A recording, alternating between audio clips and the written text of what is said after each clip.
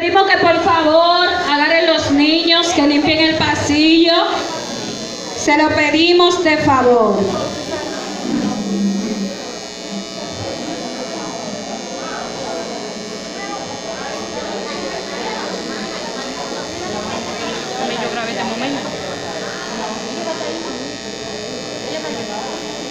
Mira.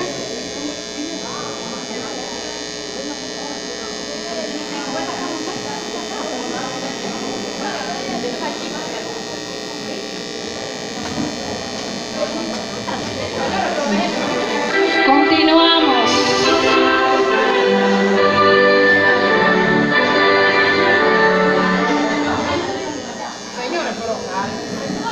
Silencio, por favor. Ella va a llegar, vete, tranquilo. ¿Estás nerviosa?